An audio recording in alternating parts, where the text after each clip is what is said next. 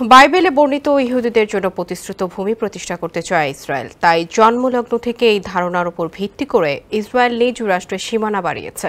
দেশটির ডানপন্থী রাজনীতিকরা এই ধারণার কট্টর সমর্থক। তবে সম্প্রতি সেই ভাবনায় ঘি ঢেলেছেন ইসরায়েলি প্রধানমন্ত্রী বেনিয়ামিন নেতানিয়াহু। বলেছেন, গ্রেটার ইসরায়েল ভিশনের সঙ্গে তিনিও সহমত। নেতানিয়াহুর এমন মন্তব্যে চটেছে আরব দেশগুলো। গ্রেটার ইসরায়েল প্রতিষ্ঠা পেলে অস্তিত্বই থাকবে না কয়েকটি আরব দেশের। কিন্তু কিভাবে এলো এই গ্রেটার ইসরায়েল প্রতিষ্ঠার ধারণা, আর কেনই বা ইসরায়েল একটি ইহুদি রাষ্ট্র প্রতিষ্ঠায় মরিয়া? বিস্তারিত থাকছে ডেস্ক রিপোর্টে। স্যান্ডেলিনা সো, রূপচর্চায় আভিজাত্য। গ্রেটার ইসরায়েল ধারণার বেশ কয়েকটি ব্যাখ্যা রয়েছে। ইসরায়েলের চরম জাতীয়তাবাদের সমর্থকরা দশকের পর দশক এই ধারণাকে লালন করে আসছে। প্রায় ক্ষেত্রেই এই শব্দযুগল সীমানা বাড়ানো হিসেবে দেখানো হয়ে থাকে। সেক্ষেত্রে ফিলিস্তিন, লেবানন ও জর্ডানের পুরোটা এবং সিরিয়া, ইরাক, মিশর ও সৌদি আরবের অংশবিশেষকে গ্রেটার ইসরায়েলের অন্তর্ভুক্ত মনে করা হয়। অবশ্য 1967 সালে ইসরায়েলের দখল করে নেওয়া অঞ্চলকে এই গ্রেটার ইসরায়েলের অংশ হিসেবেও বোঝানো হয়। এর মধ্যে রয়েছে ফিলিস্তিনি অঞ্চল, সিরিয়ার গোলান মালভূমি ও মিশরের সিনাই উপদ্বীপ। গ্রেটার ইসরায়েল নিয়ে নেতানিয়াহুর মন্তব্য সাম্প্রতিক হলেও এই ধারণাটা কিন্তু নতুন নয়। আবার এ নিয়ে স্পষ্ট কিছু বলাও নেই। গ্রেটার ইসরায়েলের এই ধারণার আধুনিক রূপকার থিওডোর হার্জেল। তিনি রাজনৈতিক জায়নবাদের জনক। নিজের ডায়েরিতে হার্জেল লিখেছিলেন, ইহুদি রাষ্ট্র মিশর থেকে ধরে ইউফ্রেটিস নদী পর্যন্ত হওয়া উচিত। এই বাক্যাংশ তিনি বুক অফ জেনেসিস থেকে নিয়েছেন। সেখানে বলা হয়েছে, ইব্রাহিম আলাইসাল্লাম ও তার বংশধরদের মিশর থেকে ইউফ্রেটিস পর্যন্ত জমির ওপর মালিকানা দিয়েছেন স্রষ্টা।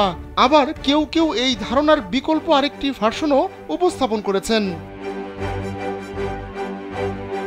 তাদের বিশ্বাস, বুক অফ ডিউটারোনমিতে স্রষ্টা মুসা আলাইসাল্লামকে নির্দেশ দেন ইসরায়েলিদের নিয়ে ফিলিস্তিন, লেবাননের পুরোটা এবং মিশর, জর্ডান ও সিরিয়ার অংশবিশেষের নিয়ন্ত্রণ নিতে। এই অংশের বিশ্বাস, গ্রেটার ইসরায়েল বলতে এই ভূমির কথাই বলা হয়েছে। কেউ কেউ আবার বুক অফ স্যামুয়েলের বরাতে ফিলিস্তিন, লেবাননের পুরোটা এবং জর্ডান ও সিরিয়ার অংশবিশেষকে গ্রেটার ইসরায়েল হিসেবে মনে করে থাকে।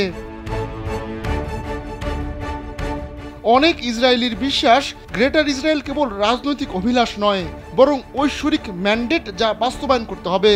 কারণ এসব ভূমির উপর নিজেদের নিয়ন্ত্রণ প্রতিষ্ঠাকে তারা বৈধ মনে করে।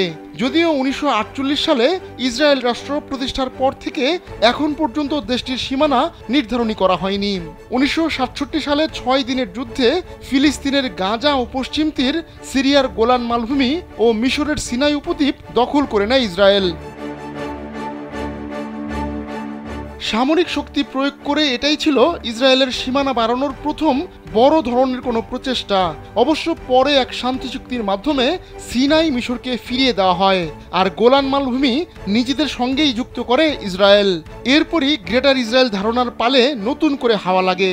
এমনকি 1970-এর দশকের শেষ দিকে the movement for greater Israel নামে একটি রাজনৈতিক দল আত্মপ্রকাশ করে। তারা অধিকৃত অঞ্চল নিজেদের কাছে রেখে সেখানে ইহুদি নাগরিকদের জন্য বসতি স্থাপনের দাবিও জানায়। আহমদুল্লাহ শিকদার, কালবেলা।